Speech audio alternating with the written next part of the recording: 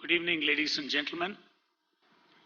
We welcome you to the Dr. Subramaniam Endowment Lecture, which is going to be rendered today by Dushyant Sridhar.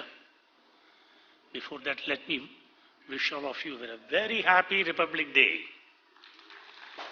Is there any member of the Sabha who has been awarded a Padma Shri or a Padma Vibhushan? Please raise your hands. Good. I'm sure next year some of you may have that award, because it gives a pride of honor for the President, for the members of the Managing Committee, and for the trustees. What else I can say? Dr. Subramaniam was a president of this Sabha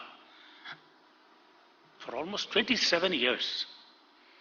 An outstanding individual, outstanding civil servant, administrator, and a true Gandhian.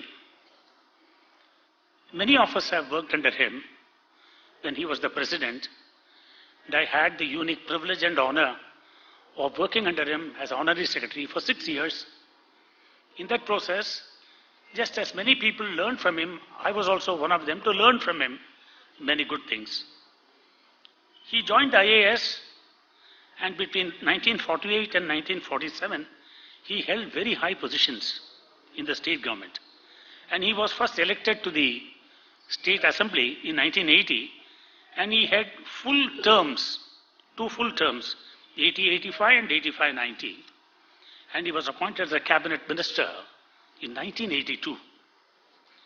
The successive droughts in Maharashtra pained Dr. Subramaniam, and he applied himself to evolve long-term strategies to combat, and he really did a marvelous job.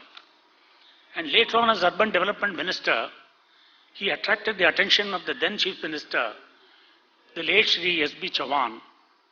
And Chauhan said in an open meeting that he is not only a minister for urban development, but he is also my conscience keeper. To that extent, he was projected as a man with a lot of integrity. He used to work very hard. If he comes in the morning at 10 o'clock, he used to be there till night 9:30. And on many occasions, when I had to take his signature on something, seek his guidance, myself and Mr. Sheshadri used to go and call on him in those days when I was very, very young and junior. I could do a lot of running around, not like now. At that time, the finance minister was Wankhede. And Wankhede once came into his room when many people were sitting, and he said, "You know this Dr. Subramaniam, he is the son-in-law of Mantralaya." They asked him why. He said he comes in the morning at 10 o'clock and leaves only in the night at 10 o'clock. That was the name that he had earned through sheer hard work. And it is that kind of a noble soul who had practically given everything to everybody. In his memorial, we are holding this lecture. And to match that status of that eminent personality, we have today with us none other than Dushyant Sridhar, who is an outstanding younger generation person providing religious discourses, spiritual discourses. May I now request Dr. Jairam to come on the dais and honor our today's speaker. Dr. Jairam is the son of Dr. Subramaniam and is a very leading physician attached to Bombay Hospital and several other hospitals.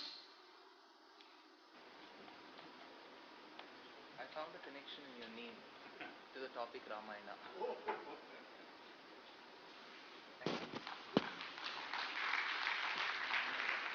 Pleasure. Thank you, Doctor. See the spark of intelligence of this young speaker. Now, the moment he came and put the shawl on him, he says, "Now I have found a connection to my speaker. Your name is Jairam." Now, today's topic is going to be on the philosophy of Ramayana. And before that, a few words for some of you who may not know him. As short as possible, I'll tell you. He is also a speaker in Sanskrit and Tamil scriptures of Sanatana Dharma that include Vedas, Upanishads, Ramayanam, Mahabharatam, Bhagavatam, and Divya Prabandhams. He renders discourses in English, Tamil, Hindi, and Kannada at various public forums. Most of the time, they are interspersed with classical Carnatic music thereby making them musical discourses, Sangeeta Upanyasam as we say. He is an alumnus of BITS Pilani and is a chemical engineer, and he had his master's degree in chemistry. He interned at the Madras Medical Mission, Indian Institute of Science, Bangalore, and Century Rayon in Bombay. He currently works in Mumbai with a leading consultancy firm, which is one of the world's largest software company, Tata Consultancy Services, and is currently stationed in Chennai, which I just came to know from him. He was trained in Sanskrit and Tamil hymns from a very young age by Srimati Indira Rajagopalan and Sri S. Sambasivam. He then received his Samashayanam at the lotus hands of His Holiness Sri Narayana Yatindra Mahadeshikan, the 45th Pontiff of the Hovilamat, and under the benevolence of the same Acharya, he performed the Bharasamarpanam at the lotus feet of the Divya Dampati. He is undergoing advanced training in 4 revered Sri Vaishnavite scriptures, Grantha Chatushtayam, which includes Sri Bhashyam, Gita Bhashyam, Bhagavat Vishayam, and Srimad Rahasatyasaram text at the lotus feet of the revered preceptors. He is very widely traveled. He has traveled abroad extensively to countries like Australia, Indonesia, New Zealand, and even in India. He has lectured in several big cities. With these few words, we welcome Dushyant Sridhar amongst us, and I'm sure this audience today will enjoy his discourses. Thank you.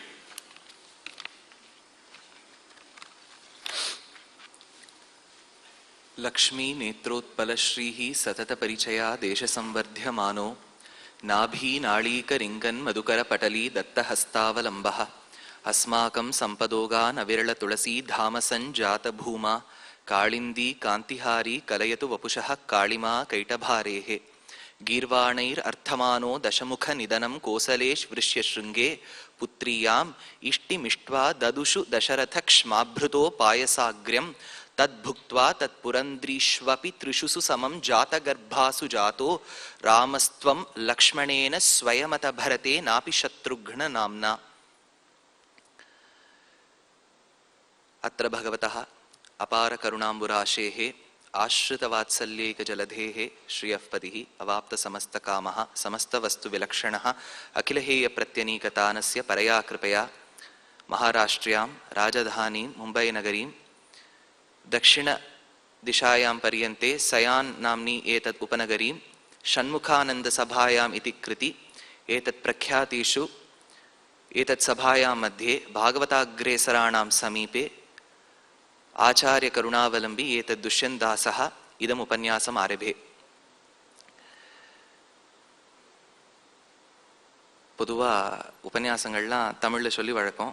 ஒரு 20% of the உபன்யாசம்ஸ் இங்கிலீஷ்ல அமைஞ்சுருது. அதனால since it's a lecture in English, ஒரே ஒரு விஷயம் பிரார்த்திச்சுறேன். முதலியே தமிழ்ல இருக்கக்கூடிய சில ஆழ்வாரின் வரிகளை இங்கிலீஷ் படுத்தணுங்கிறது ரொம்ப கடினம். அதனால இன்னைக்கு ராமாயணம் சொல்லும்போது சம்ஸ்கிருத ஸ்லோகங்களை அதிகமாக சொல்லி ஆழ்வாரின் ஈரச்சொற்களை கொஞ்சம் குறைவா வச்சுப்பேன். ஏன்னா அது இங்கிலீஷ்ல ஒன்னொன்னுத்தையும் தமிழ் படுத்தினா சுபே சுபேமே விட்டா மார்னிங் மார்னிங் காட்டப்னு இப்படி டிரான்ஸ்லேட் பண்ணிட்டே இருக்கிறது இல்லையா? அதனால எந்த அளவுக்கு மிலேச்ச பாஷையில சொல்ல முடியுமோ அந்த அளவுக்கு சொல்றேன். A very good evening to the gathering here. It is indeed a pleasure for me to address a learned audience who have time and again listened to such lectures that are smeared and interspersed with such philosophical content that I need not have to reiterate what has been said. Nevertheless, this being an endowment lecture and a great lecture that is dedicated to a very famous and a very noble personality, it gives me immense pleasure and indeed a fortune to address a gathering. In Mahabharata, Yudhishthira seeks the advice of Lord Krishna. He goes to Krishna and says, "Hey Krishna, I have heard a lot of the greatest of the teachings from you. On the first day of the battle, you tried to give me the quintessence of all the Upanishads as Gita. I am indeed the blessed soul. Nevertheless, my quench for good knowledge and quintessential knowledge has been on the rise. So what should I do now?" He questions. So Krishna says, the right person whom you should put this question to and seek your answers is Bhishmacharya, who's lying on the bed of arrows. Jnaninaha alpi bhavanti. Great knowledgeable people will become meager, will become few in number after the demise of Bhishma. So go, rush to the bed of arrows and try learning the quintessence of knowledge from him. Arjun goes to the battlefield of Kurukshetra, where Bhishmacharya was lying on a bed of arrows. He says, "Hey Tata, please give me that knowledge which is very important for one to rule." While the Pandavas address this to Bhishmacharya, Bhishmacharya says, "Bahudha shrotavyaha, bahubhya shrotavyaha." What am I, a primitive mortal before you all, to give the knowledge of the highest, when there are people around me who have heard the topic many a times from many people? So what do I address such an audience? Says Bhishmacharya out of humility. Bhishmacharya was the most learned of all, and he addresses saying that when there are people around me with such great knowledge, what do I tell you, Yudhishthira? Bahudha shrotavyaha, bahubhya shrotavyaha. It's a beautiful verse which my Acharya used to time and again tell this to me. Likewise, if Bhishmacharya himself has said such a statement, it would be redundant on my part to even say that I'm going to say that statement, because I'm very sure that people around me and seated before me have heard such topics and the content with such topics many a times. Nevertheless, out of the enthusiasm that brims from the bottomest of my heart, I would like to address this gathering with whatever little I have learnt from my acharyas. The topic very well reads, the philosophy of the Ramayana. When we say the Ramayana, there's going to be story in it. When we say the philosophy of the Ramayana, there is also going to be story in it with lot of philosophy. I think the topic has been very misleading to bring lesser audience. So I should have just put the Ramayana. Nevertheless, our country and Sanatana Dharma has given opportunity to great thinkers like Adi Shankara, Bhagavad Ramanuja and Sri Madhva to think in their own ways. Avaravar vidhivari adaya nindranare is a beautiful statement of the Alvar. They could think, they could perceive, they could interpret, they could logically derive various conclusions and design a philosophy that which they thought would be more applicable to people at that point in time. So there came many philosophies of which we respect the first three. The Maya Visishta Advaitam of Sri Adi Shankara, the Guna Visishta Advaitam of Sri Ramanuja, and Shuddha Dvaitam by Sri Madhva. There are many such philosophies like Kevala Advaitam, Achintya Bheda Vedam, and so on and so forth. Let's not get into those. But when we speak of Ramayana, which is an itihasa, and philosophy, which is siddhantam, there comes a question as to how can a philosophy, a siddhantam, be intertwined with an epic like Ramayana? Because Ramayana is a story. It starts with the birth of Ram. It culminates with Sita going underground with the goddess Earth. This is how Uttarakandam ends. This is how Balakandam starts. So it is a beautiful jamboree and a medley of stories. So when you have one on, like Ramayana on one hand, how do I connect the philosophy? What is philosophy? Siddhantam. Itham idam siddhantam. This is it, is siddhantam. Science may keep evolving. Today, if children are reading there are 9 planets, probably there could be a textbook 2 years hence which could say that there are 10 planets.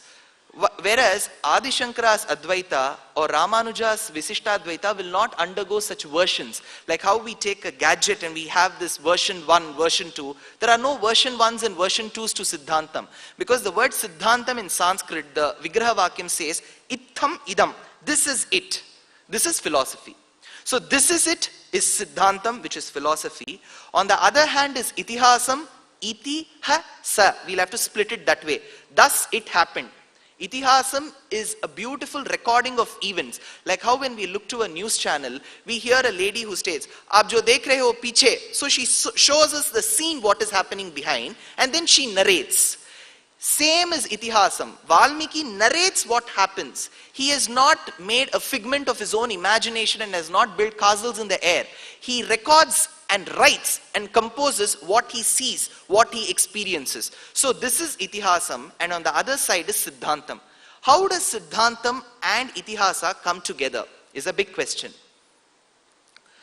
We should indeed realize, at this point in time, I would just like to make a statement. In Sanskrit, it is called as prasangikam. Prasangikam means that which does not hold true to the prasangam. If I have been talking about the philosophy of Ramayana, what I'm going to say now is a slight diversion. I will go and I'll come back to the same topic. It's called as prasangikam. We youngsters have great opportunities to get on the dais of such great sabhas and associations, be it in Bombay, be it in Bangalore, be it in Chennai, be it in Hyderabad, anywhere. We are indeed blessed because 30, 40 years before, people do not have this reach. If today I'm posting a video on the YouTube, there is somebody in Ireland who sees and calls me saying that I have a doubt in this YouTube video. So technology has taken us far. Media reach has helped youngsters like us reach larger stages. But we have to be a bit cautious. When we present a topic in Sanatana Dharma, we should have undergone excess training under the feet of Acharyas. Because I cannot make a statement which is against these Vedas and Vedantas. I cannot make a statement which is against the teaching of Acharyas. I have to be very careful when I quote lines. And such lines can be quoted only when you truly study under Acharyas. When you study under an Acharya and when you read a book, they are miles apart. We have reached to thousands of PDFs. We have reached to thousands of CDs and cassettes. Good. But please feel free to know one thing, that when you have to climb a dais and sit on a Vyasa Pitham, though it may be made up of wood, it could have a linen cloth or whatever, still it is Vyasa Pitham. So we should make sure that whatever I utter from this stage is truth and only truth. So whichever parent is sitting here who would want to see their children going on the dais, either be for music, dance or lectures, please make sure that you get them trained under Acharyas. Without Guru Jnanam, without Guru Kataksham, no knowledge will last. It will go away like a bauble, like a bubble. So be very careful of that. Now getting back to the topic. Vedavedhye pare pumsi dase dasharathatmaje vedah prachetasa dasit sakshad ramayanatmana. This is a beautiful verse in Sanskrit that talks about the origin of Ramayana. Vedas are known to be at the feet of the Lord. Vedas are known to be residing in Garud. You might have all heard of Garud, the celestial bird. I would like to recite a dandakam on this Lord Garud, which a great philosopher par excellence called as Sri Vedanta Deshika has composed. Namah Pannaganadhaya Vaikunthavashavardhine Shruti Sindhu Sudotpada Mandaraya Garutmate Garudamakhila Vedanida Dirudam Dvishat Pidanot Kantita Kunta Vaikunta Piti Krita Skandamide Swanida Gatiprita Rudra Sukirti Stana Bhoga Gadopa Gudas Purat Kantakavrata Veda Vyathave Pamana Vijihwadi Pakalpa Vishwarya Manasvata Vati Karatna Rochis Chataraji Nirajitam Kanti Kalloli Nirajitam Jaya Garuda Suparna Garvita Rahara Devadi Pahara Divaukaspati Kshipta Dambo Kinakalpa Kalpo Dayanalva Pitadi Notkarsha Sankarshan Atman Garutman Marutpanchakadisha Satyadi Murte Namaste Punaste Namaha Nama Ijamajahatsa Paryaya Paryaya. See, look at these lines. They are designed in a way that the bird flies. Garuda Makhila Verdanida Dirudam Dushatpida Nutkantita Kunta Vaikunta Piti Krita Skandamide Swanida Gatiprita Rudra Sukirti. He has written it in a way that the bird flies. So Garud, the celestial bird, is the personification of Vedic teachings. That is why in most of the Vaishnavite temples, there is one Utsavam conducted called as Garuda Utsavam. It's called as Garudotsavam or Garuda Seva, where the Lord mounts atop the Garuda. Why? Because the Vedas and the Vedantas, the Upanishads, revere the Lord as the cause of all. So the Vedas place the Lord above them. Now who is the personification of Vedas? Garud. That is why in place of Vedas you keep Garud and you keep the Lord atop it. So Vedas are very close to our hearts, Vedanta is very close to our hearts, and Garud is seen as a personification of all Vedic teachings. So the Vedas which are at the feet of the Lord in his abode called as Sri Vaikuntham, they once asked the Lord, what are you going to do? The Lord said, I am going to incarnate as the son of Dasharatha. Atmanam manusham manye ramam dasharathatmajam pitaram rochayamasa tatha dasharatham nripam. I am going to be born as the son of Dasharatha. So the one who has been venerated by the Vedas is going to be born as the son of Dasharatha. Then the Vedas asked, if the content of Vedas, who is you the Lord, is going to be born as Ram, then whom are we to be born as?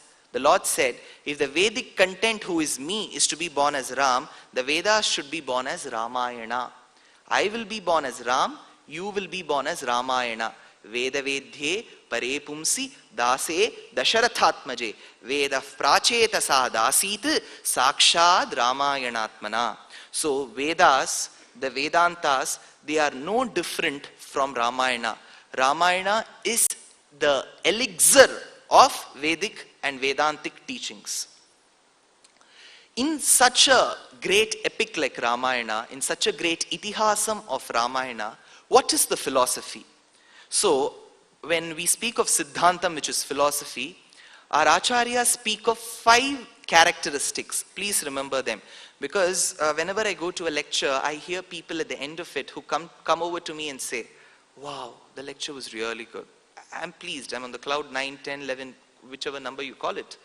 I say, I'm really happy. Thanks for the good words and the nice words. So they say, the only problem that we have is when we listen to the lecture, we understand everything. But the moment we step out of the auditorium, everything goes away from the mind. What could be the reason? I said, I'm really thankful to the Lord. Because if everyone who's going to remember all these lectures, then there'll be more speakers. So there'll be competition in this arena as well. So it's been very well tailored and designed that people who listen should forget. This is on a lighter vein. See, the reason why we choose to forget is, it's not because somebody's capacity to remember is more. It's not that the other person has a lesser capacity. It's about our mind which selectively chooses to discard the necessary things and remember only the unnecessary things. If you would see people, we have all learnt the Sahasranamam and Bhagavad Gita right from our young days. But every time we recite Sahasranamam without the book, we seem to lose track of this hymn. What is the reason? Whereas we choose to remember a person who might have hurt us with a single word 25 years back in a marriage. The reason is our mind selectively chooses to remember only unnecessary things. So probably we should train and nurture and tame our mind to discard those things which may not be required for us. That does again require the blessings of the acharyas. So when we speak of the 5 characteristics, why I brought this into picture is, there is the responsibility to restore a religion or to protect the religion or to nurture the religion does not lie in the hands of a few. It lies in the hands of each one of us. So it is my request that when you go back home after this lecture, you should be able to share at least 4 to 5 points with people over the phone. That is how our Sanatana Dharma will keep growing and spreading. We speak of the 5 characteristics. Praptascha brahmano rupam praptuscha pratyagatmanaha praptyupaya phalam prapti tata prapti virodhicha vadanti sakala vedaha setihasa puranakaha. This is a beautiful shloka which talks about what are the 5 characteristics an epic has to say in regards to philosophy. Praptuscha brahmano rupam. it has to talk about the form of Paramatma. Praptuscha pratyag atmanaha, it has to talk about the form of the Jivatma. Praptyupaya, it has to talk about the means to achieve the Paramatma. Phalam prapti, it has to talk about the fruit, what one will receive by attaining that Paramatma. Tatha prapti virodhicha, it has to talk about those reasons or those causes which prevent the Jivatma from reaching the Paramatma. So I come again. Praptuscha brahmano rupam. A philosophy has to talk about the first characteristic, about the form of Paramatma. Paramatma swarupam. Praptuscha pratyag atmanaha. It has to talk about the form of Jivatma. So Paramatma first, Jivatma next. Third one, Praptyupaya. It has to talk about the means for the Jivatma to reach that Paramatma. It's called as Upayam. Tatha and Phalam. Then it has to talk about the fruit. I attain the Paramatma. What do I get in return? So that is the fruit. The last is Prapti Virodhi. Those causes which prevent this Jivatma from attaining that Paramatma. Now we need to know what Atma is first of all. You might have listened to various lectures. I don't know what you might have heard. I am oblivious of it. Nevertheless, I shall define Atma the way Upanishad says.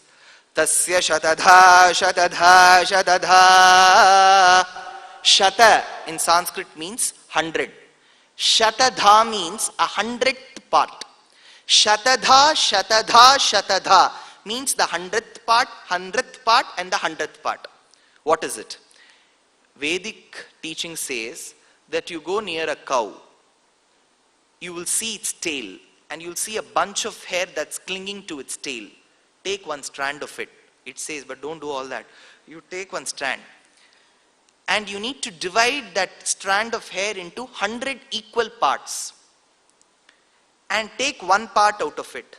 Divide it into 100 equal parts. Take one part out of it. Divide it into 100 equal parts. And whatever size of the particle that you get is the size of Jivatma. Shatadha, shatadha, shatadha. 1 by 100 by 100 by 100. 1 by 10 power 6. It goes to the numerator 10 power minus 6. So Atma is in the level of micro because 10 power minus 6 is micro. 10 power minus 9 is nano. 10 power minus 12 is femto. This is how we read, right? 10 power minus 6 is micro level. So even if one has undergone the bypass surgery, please make sure that you wouldn't have been able to see that Atma's size because it is in the level of a micro size. So probably the doctor here, there'll be many physicians here, they won't show you this is the Jivatma size even after that. So Jivatma is so small.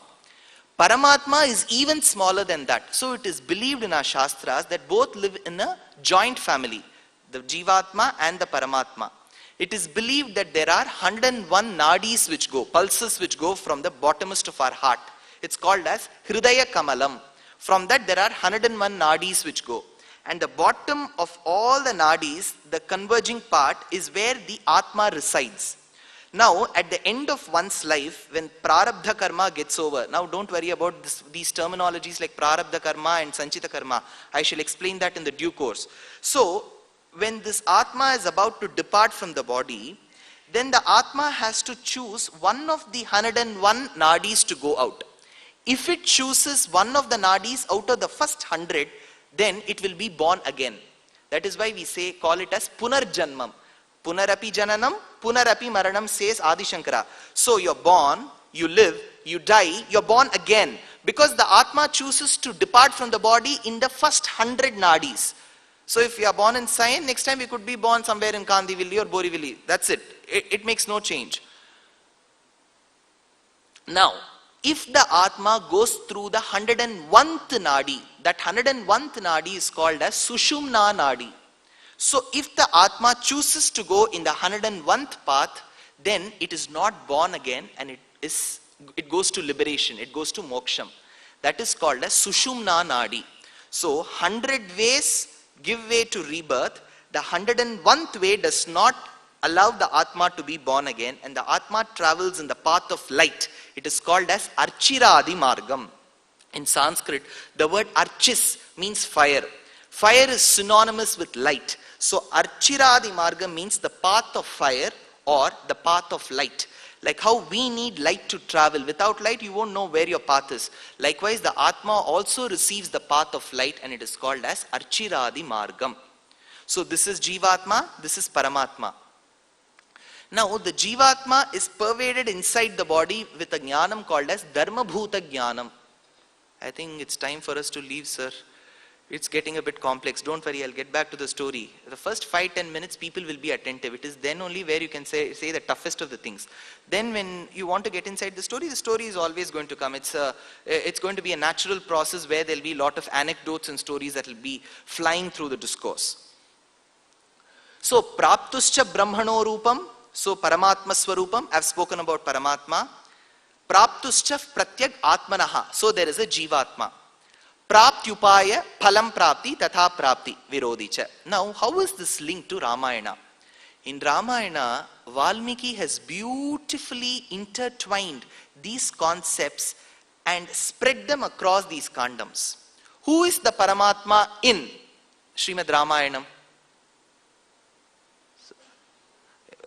Okay, probably the rule was not mentioned. There'll be a lot of questions. Because Andal is a great saint poetess in Tamil tradition, and she composed the 30 verses of Tirupave, which is recited in the month of Margasirisham or Margari. So in one of the hymns, Tamil hymns, she speaks of a person called as Kumbhakarna. Pandorunal Kutrattin Vaivizhunda Kumbhakarnanum Thotrumunakke Perunthuyildan Tandano. People who know Tamil and who know Tirupave will be able to have fond memory of this line. Pandorunal. Pandorunal means in early days. Kutrattin Vaivizhunda. In the war when Kumbhakarna lost, Vaivizhunda Kumbhakarnanum Thotrum, after having lost, Unakke Perunthuyildan Tandano. Did he give that sleep to you, slumber to you?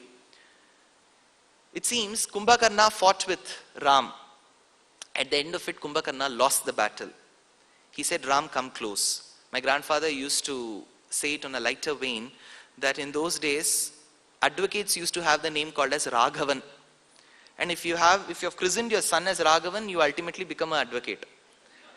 Because the first advocate known in this world was Ram, who was Raghav. So Kumbhakarna said, Ram, come here. You need to be my advocate and you need to write the last words of mine. This is my will. So Ram said, what is the property that's attached to you? Most of the property is in the name of your brother Ravan. What property do you have? You know what he said? Sleep. Most of us will agree. That is a big property, because if you see in most of the houses in the night 1 o'clock, it will be like Dadar Junction. They will be moving here and there. They wouldn't probably able to sleep. The next day they'll call up and ask, Ninga Tunginela, were you able to sleep? I did not get sleep. I got up at 2 o'clock itself. I got up at 3 o'clock itself. Because sleep is also a great boon for us. And only when you sleep well, most of your ailments will go. That's how the doctors say, right? They'll say, you have not slept well, sleep well. So sleeping is a good habit if you sleep at the right time. If you keep sleeping, that also becomes a bad habit. So Kumbhakarna used to sleep. And so that was his biggest asset. So he said, Ram, you need to part this property, split this property into 2 halves. They are not exactly 2 halves. One is 99% and the other is 1%. Ram said, okay, whom should I give this 99% of the sleep to? He said, we are now in Treta Yuga, next is Dwapar, and last is Kali Yuga. In Kali Yuga, in the Dravida Desham, in the south of India, there will be a beautiful province of Pandya Desham, where Pandya kings will live.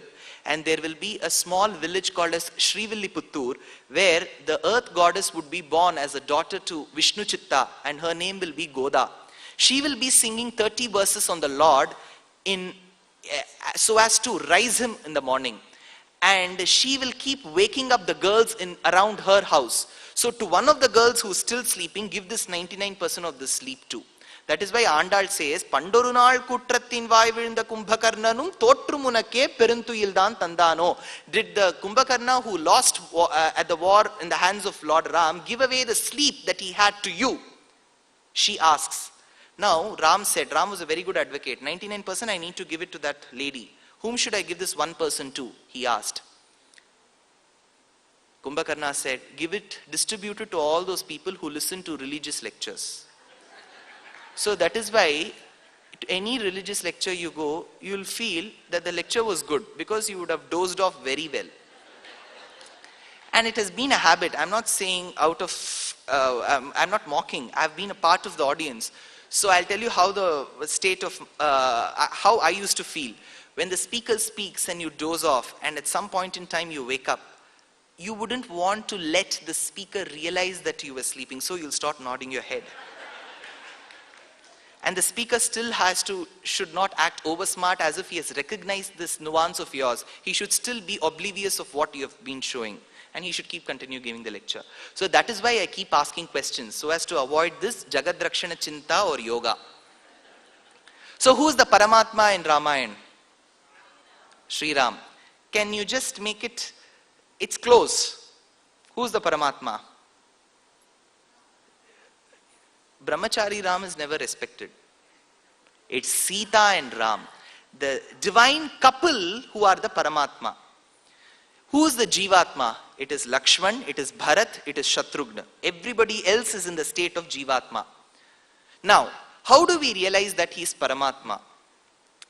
Ramayana very well begins wherein all the celestials go seek refuge at the holy feet of the Lord in Sri Vaikuntham. Sri Vaikuntham is a beautiful place where you see Kshirabdi. Kshiram is milk. Abdi is ocean. Kshirabdi is milky ocean. So there on the milky ocean is a beautiful Adisesha, which is 1,000-hooded serpent on which the Lord rests. And he is dark in complexion. I've told this to people in many lectures. Nevertheless, I would like to tell it again. Why is the Lord dark? Right? When we see Lord Krishna or Lord Ram or Lord Vishnu, anywhere we go, we see him in he's called Ghanshyam. He's called as Kariyan or Kalai. He's dark. Why is he dark in complexion? It's a big question. It's $1 million question. Because if I am dark, my father is dark, so I am dark. He doesn't have a father for him to be dark. Why did he choose to be dark? This is a beautiful answer given by Vedanta Deshika, who says, Lakshmi Netrotpala Shrihi Satata Parichaya Desha Samvadhyamano Nabhi Nali Karinkan Madhukara Patali Datta Hastavalambaha Asmakam Sampadogan Avirala Tulasi Dhamasan Jata Bhuma Kalindi Kantihari Kalayatu Vapusha Kalima Kaitabharehe. It seems on the Lord's lap the goddess would sit, Mahalakshmi. And it is believed in our Samudrika Lakshana Shastra that the eyes for a woman should be as wide as possible. So, large-eyed women are respected. They are regarded as a personification of beauty. That's how the Shastra says. Lakshmi, Sita's eyes, Lakshmi's eyes were large. Sahapatnyam, Visalakshyam says Ramayanam. Vishalam is large. Akshi, eyes. Visalakshi, large eyes. So she used to have large eyes. And in those days, people used to apply the collyrium, anjanam, around their eyes. Mayyinu Shuluva Tamil, collyrium. It's called as Anjanam.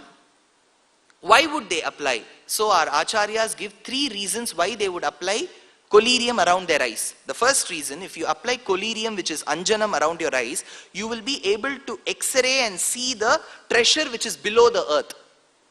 Probably that person in Uttar Pradesh had this Anjanam only, and he said there are 1,000 tons of gold. Somebody heard this lecture of mine and they said, I don't get to see any treasure under the earth where I go. I said, we have been digging the earth for telephone lines and sewage pipe. So the moment we dug, all the treasure has come out. So what else do we have to see? So the first reason why one applies collyrium or anjanam is to look at the treasure like an X-ray machine that's below the earth. The second reason why they would apply collyrium or anjanam is to help the eyes have a sharper sight. Sharper, tikshna parva. So they will be able to see better. The third reason, if you apply the black color anjanam, it drives away the evil spirits. So these are the 3 reasons why they would choose to apply collyrium around their eyes. So if normal small eyes would require little collyrium, then imagine the large eyes of the goddess which would need so much of collyrium. So she would apply it around her eyes. She sat on the lap of the Lord. She turned to look how her husband is. Probably she's just been seeing him on the Facebook and she has not seen how good he is in reality. So she looks around and she says, I thought he is okay, but looking at him, I feel he's much better than what I expected.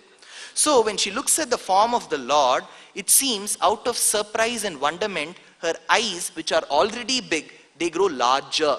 So when they grow larger than the normal size, the collyrium which she has applied around her eyes, they start diffracting and they spread on the body of the Lord, it seems. So he has become dark. Look at this reason what the poet has given. Kalindi Kantihari Kalayatu Vapushaha Kalima Kaitabharehe. So, back to the topic, Kshiravdi is a milky ocean, on that is a 1,000-hooded snake, and on that rests the Lord. Saptaprakara madhye sarasijamukulod vasamane vimane kaveri madhyadeshe mrudutara panirad bhogaparyanka bhage nidra mudrabhiramam katinigatataf parshvavinyastahastam padma dhatri karabhyam sarasijamukulod rangarajam bhajeham. He beautifully rests with one hand as a support to his head and the other hand that extends till his navel, with beautiful thunder-like thighs and with beautiful feet that would compete with the beauty of lotus and the lily, and with a nupuram which is around that holy feet. What a beautiful sight it is to see the Lord that way. Antarjyotir kimapi yaminam anjanam yoga drishtahe chintaratnam sulabhamihana siddhi mokshanurupam deenanatha vyasana shamanam daivatam daivatanam divyam chakshuhu shruti parishadam drishyate rangamadhye. I see that beautiful form of the Lord who is residing on that beautiful Seshapitha amidst the serene waters of Kaveri, which has formed a beautiful island in this beautiful island called as Srirangam near Trichy.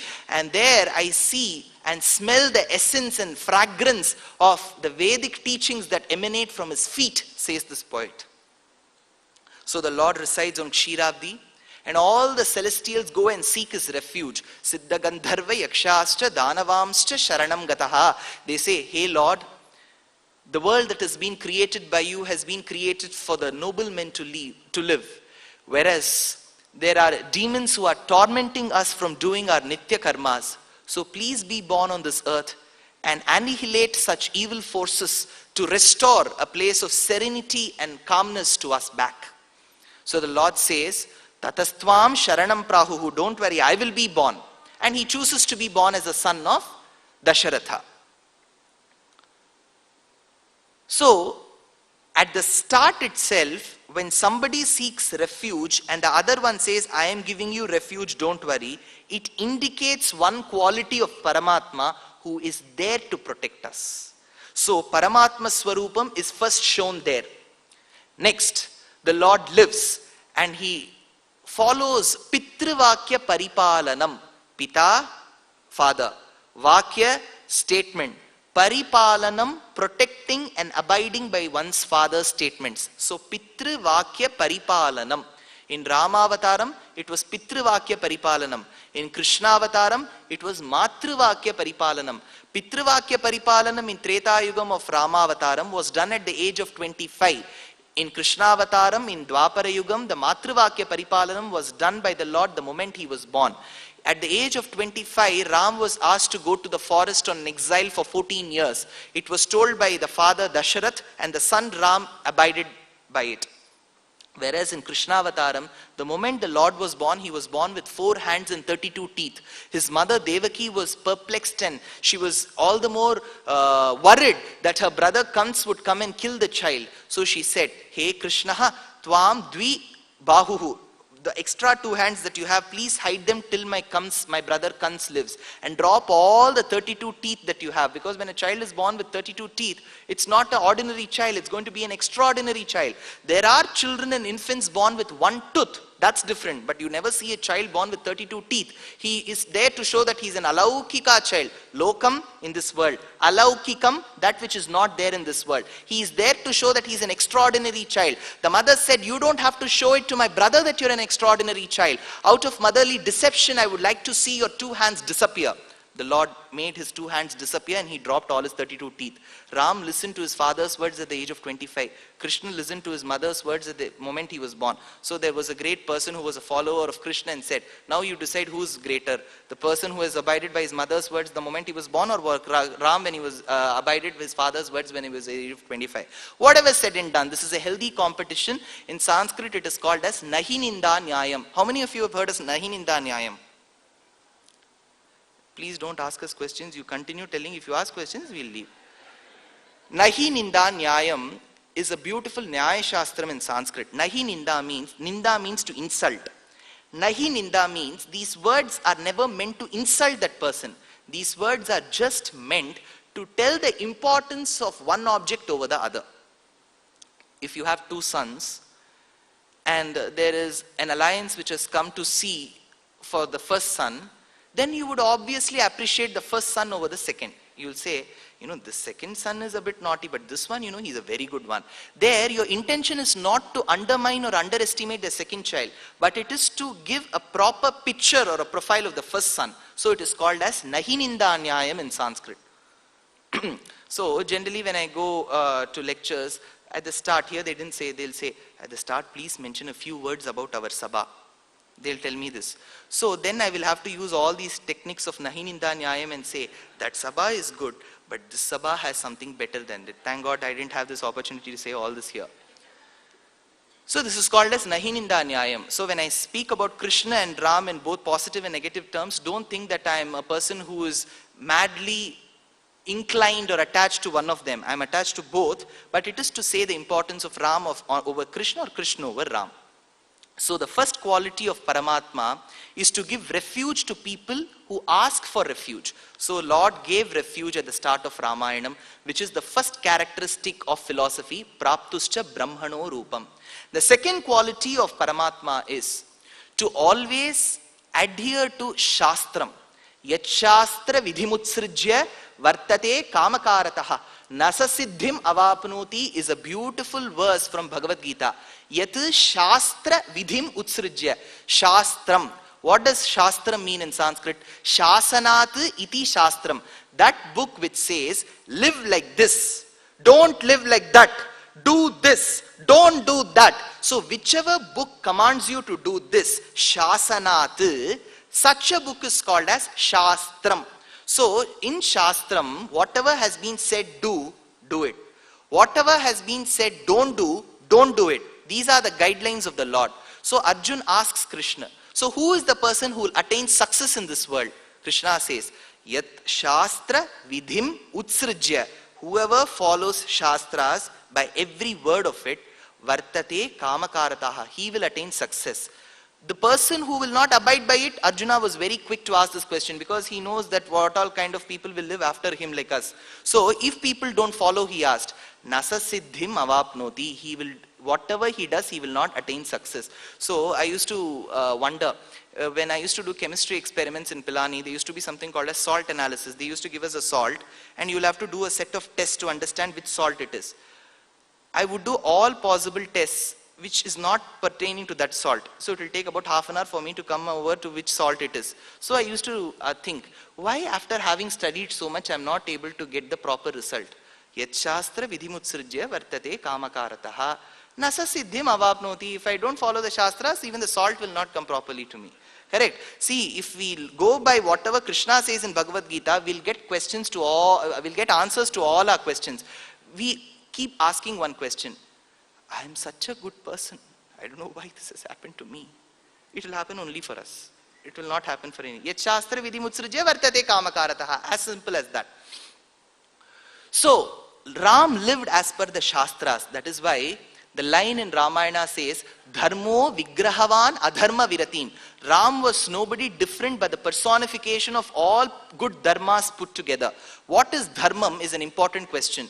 Dharma in Sanskrit means the intrinsic characteristic of an object. Arjun had this doubt. He asked, Krishna, I have a doubt. You keep forgiving people who commit crimes against you. How is this possible? The Lord said, because it is my dharma. Arjuna failed to understand. I am not able to understand. Prove it to me, he said. So the Lord caught the hand of Arjuna and took him to a place where there was fire burning. So he said, put your finger inside it. Arjun said, when Krishna tells me to put fire, the fire will not burn me. And he put it like this. And it burnt him. It burns, he said. Now come along with me. And he took him to the glaciers of Ganga and asked him to put his finger inside the cool waters of Ganga. He said, it's cold. So Krishna said, to burn is the dharma of fire. To cool is the dharma of water. To forgive is my dharma. And you know what your dharma is? Arjun said, to commit mistakes. To err is human, to forgive is divine. To forgive is divine is his dharma, to commit mistakes is our dharma. That is why in the holy abode of Tirupati, the great saint, poet and philosopher par excellence, Swami Vedanta Deshika, one day went with a golden platter covered with a silk cloth. People generally will find it quite surprising when you come out of a temple with something covered. I think the priest must have given her something special. He does not give us. So he asked Vedanta Deshika, what do you have in your plate? The poet said, I'm not going to show it to you. It's to be disclosed only to the Lord. So he went and stood before the Lord and he opened it. The Lord said, what is all this? He said, you need to coronate me as a Chakravarti. You need to coronate me as a king. The Lord was surprised. He said, all these people in this world keep saying that I am God, I am God. I am worried that you were the only person who said that you are God. And today you are saying that I should coronate you as well. So what should I coronate you as? The poet said, coronate me as a king of all crimes. Ahamasmya aparadha chakravarti. Then the Lord said, if you are a chakravarti in committing crimes, what am I a chakravarti in? Whatever crimes I commit, you are the chakravarti in forgiving those crimes. Karunetvam guneshu sarva bhaumi. So we are prone to commit crimes. So the Lord is the one who forgives such sins. When Kaikeyi banished Ram to the forest, she committed a sin in putting her own son. Ram was like her son. But the moment she asked Dasharatha, she did not think Ram was her son. She put him to the forest. So she committed a crime. Whereas Ram forgave that crime committed by Kaikeyi. So this is the highest quality of the Lord, where he forgives. That is why they say when you forgive, you become godly. So the Lord's second attribute to forgive is also known through Ramayana. The most important quality, moksha pradatvam. Moksha pradatvam is to grant a soul moksham, liberation. There is one beautiful hymn called as Atimanushastavam, composed by a great saint poet and a disciple of Saint Ramanuja called as Kuresha or Kurattalvan. Srivatsa chinha mishrebhyo nama ukti madhimahe yaduktayastrayi kanthe yanti mangala sutratam is a beautiful verse that speaks about him. So he says, Akshunya yoga padam agrahyatam jatayum tiryanchameva bhavatam yatiraba tulyan. It's a beautiful verse. I'll explain what that verse is. Ram, he said, I'm born as a human being. I'm going to live as a human being. I'm going to suffer as a human being. He was married. When I say suffer, he got married. So both of them are quite similar. He got married. And the moment he got married, they generally compare Ram and Krishna. They say Ram had only one. Krishna had many wives. But my Acharya would mockingly say, even the one wife he married, he did not have the capacity to protect her. Whereas Krishna had 16,108 wives. Did he let even one wife of his to be kidnapped by any demon?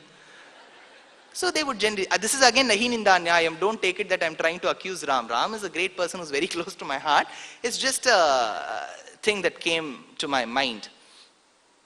So Ram, he keeps crying because he has lost his wife. His wife has been kidnapped. He doesn't even know his wife was kidnapped. He finds his wife missing in the hermitage of Panchavati, and he looks at Lakshman, and both of them sob, and they walk the woods of Dandakaranyam and reach a place called as Bellari or Rishyamukha Parvatam near Hampi in Karnataka, where there were monkeys, those were living. On the way to Karnataka, they come across a place where they find a damaged vulture, a vulture that has lost its wings lying on the ground. The vulture is about to lose its life in a few seconds, and they pick up that vulture and he puts it onto his lap and says, "Hey Jatayu, you are like my father. What happened to you?" The vulture says, "My wings were chopped off by the demon king of Lanka called as Ravan, and he is the one who has kidnapped your wife, and I heard her cries for help, and then I went and tried protecting her. Nevertheless, my efforts were futile and I lost in this attempt." Ram was crying all this while. Where is Sita? As if he did not know. He wanted to act human and he thought he was a human and he was crying. The next minute he said, "But Jatayu moksham gacha. I give you moksham, you go." Isn't this an oxymoron? On one side, he keeps crying where my wife is. And on the other side, he gives moksham. If he's crying for his wife, he should not give moksham. Because if we lose a property, just imagine, I go outside and people who have realized that this is a democratic country feel, it doesn't matter whether they take my car or his car. So he takes off my car. Somebody takes away my car. It's a democratic country after all. So he takes away my car. I find my car missing. And I start crying. The next minute a person comes and says, I need a child. I don't know, I have to go to the doctor. I said, don't worry, you will get a child. And he gets a child immediately. Isn't it an oxymoron? Now I've been crying for a lost car and I give him a child. Ram has been crying for his lost wife, and the next minute he says, Jatayu moksham gaccha. Because moksha pradatvam, the ability to grant moksham, lies and rests only with Paramatma. So how did he give this? So the poet says, Akshunya yoga padam agrahyatam jatayum. Agrahya in Sanskrit means one who has been killed by a Brahmin. It is believed in Manudharma Shastra that if you are killed by a Brahmin, you will never get moksham. Now don't ask why you are being such a racist. Because in Manudharma Shastram it is believed that a Brahmin is supposed to be the most noblest of all creatures. If a Brahmin himself is killing you, that means you must have committed a heinous crime. So you are never prone to get moksham. But Jatayu was killed by Ravan, who was a Brahmin. Agrahyatam Jatayum. Tiryanchameva bhavatam. Despite being a creature of mere intellect, Ram said you go to moksham. So the first quality of giving refuge to the celestials. The second quality of adhering to the dharmas or the shastras even at times of adversity. And granting liberation or salvation to those creatures which seek it. These are the three important qualities of Paramatma. And Ram showed this to the celestials, Ram showed this to his father, and Ram showed this to the vulture bird, vulture king Jatayu respectively. So this proves the first characteristic feature of the philosophy, Praptuscha Brahmano Rupam. So Paramatma Swarupam has been mentioned in Ramayana.